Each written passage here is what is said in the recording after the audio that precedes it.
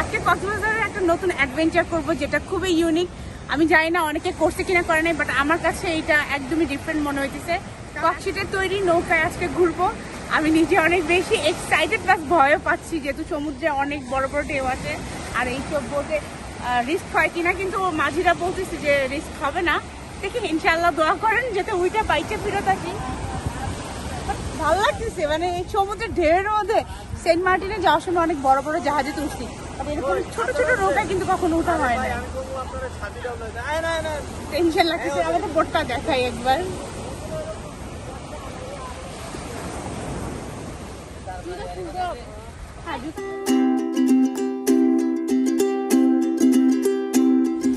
বোটে যদি মাথা ঘোরা, এই জন্য আমরা তেঁতুল সব নিয়ে নিছি ব্যবস্থা, যাতে কারোর ভমিটিং ফিল না হয়, আমরা সুন্দর মতো ঘুরতে পারি। আর আমরা আজকে সানসেটটা দেখবো, একদম বোটে বসে সানসেট দেখার ট্রাই করবো। তো সাথেই থাকেন।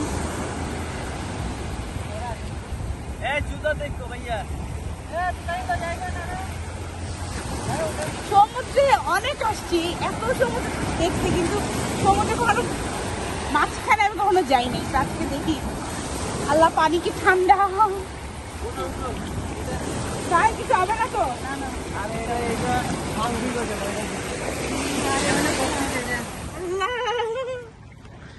না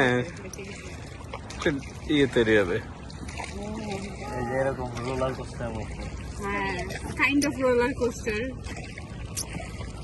একটা বড় বড় ঢেউ, মানে বড় যদি একটু ঢেউ এসে পড়ে, এটা ডুববে না, আমরা ভিজবো। ভিজবো কিন্তু ডুববে না। ভিজলাম না, ডুবলে হয়েছে কি ভাই?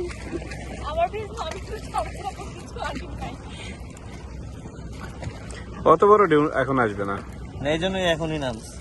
এই বোটটা কেমনে বানাইছেন আপনারা? ওই যে এখানে কান দিয়ে পাই না, কি একটা বানাবে নাকি? আমি সেটা বলছি, পুরো ওই দিছে গোলা লাগছে বাস, ককশেট, নেট আর কিছু। খরচ তো খুব বেশি হয় না মনে হয়। 20 থেকে 25। ককশিট এগুলো কিসের ককশিট? ওই এটা মানে শলা আছে না, ওই শলা। হ্যাঁ শোলা, কিন্তু একটু বড় বড় শোলা। এটা কিসের? যেগুলো বাদ দিয়ে, মানে এরা বিভিন্ন জায়গা থেকে কালেক্ট করছে, শলাটা কালেক্ট করে এরা। তাহলে আরেকটু পরে আমাদের আসা উচিত ছিল না? তাহলে আমরা সানসেটটা দেখতে পারতাম। ওই যায় আস্তে আস্তে সানসেট এমনি এসে পড়বে। তেঁতুল আছে, খাও বসে বসে। আমার তো এনে তেঁতুল খেতে হবে। খাও। না না, মাথা ঘুরতেছে না, এই সুযোগে তেঁতুল খেয়ে নিবো আর কি।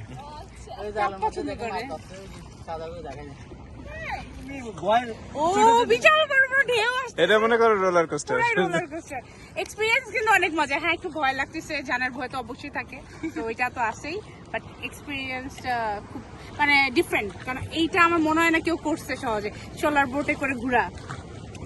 আর কেউ যদি এই এক্সপেরিয়েন্স নিতে চান, কার সাথে যোগাযোগ করবে? এই ভাইয়ের সাথে। ভাইয়ের নাম কি? নুরা আলী। আপনার কই খুঁজে পাবে? আপনার ফোন নাম্বারটা বলে দেন। সাগর নিবাস।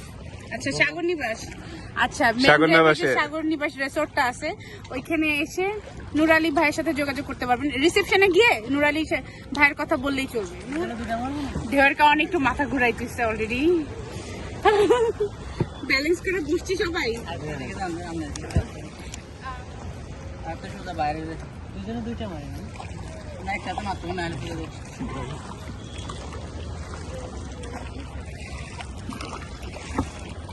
এখন একদম পুরোপুরি in the middle of the sea. Middle of the সিতে চলে গেছি, মানে সমুদ্রে শুরু হয়েছে আর কি যাওয়া। এখন মনে হয় ঢেউটা কম, আর যত মাঝখানে যাবো তত তো ঢেউ কমে যাবে, ঢেউ থাকবে না, তখন স্থির থাকবে, সমুদ্র শান্ত থাকবে।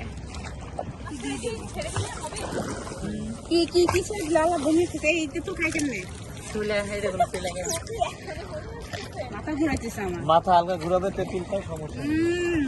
তেঁতুলটা কি মজা, কাঁচা তেঁতুল সেই লেভেলে একটা এক্সপিরিয়েন্স রে ভাই। সমুদ্রে বইচা ককশিটের বোটে তেঁতুল খাই। চা খাবা কেমনে? ঢেউয়ে তো মনে করো চা পড়া যাইবে। চা খায় শান্তি পাবা না, তেঁতুল খাও। না, এই ঢেউয়ে কিছু হবে না, ঢেউ নাই তো। ঢেউ কমে গেছে, যত ভিতরের দিকে যাবো ঢেউ কমে যাবে।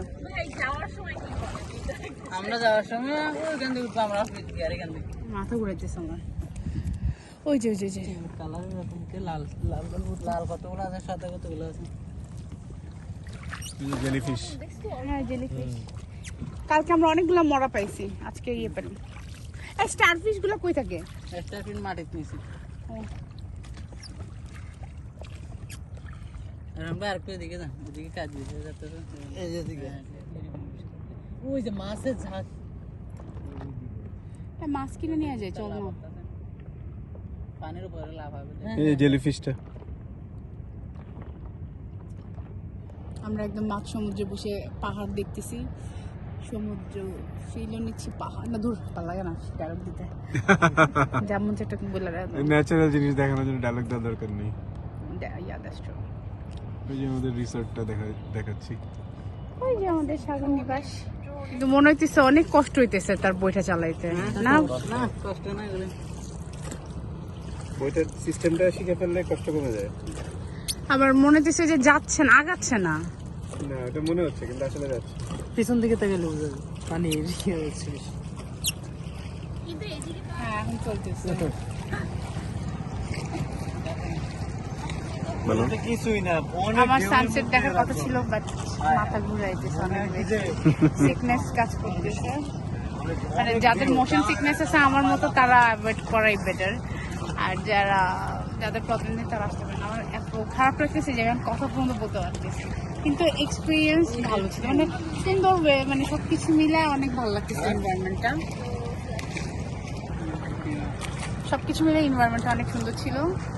আমি একটু অসুস্থ না হইলে আরো ভালো লাগতো।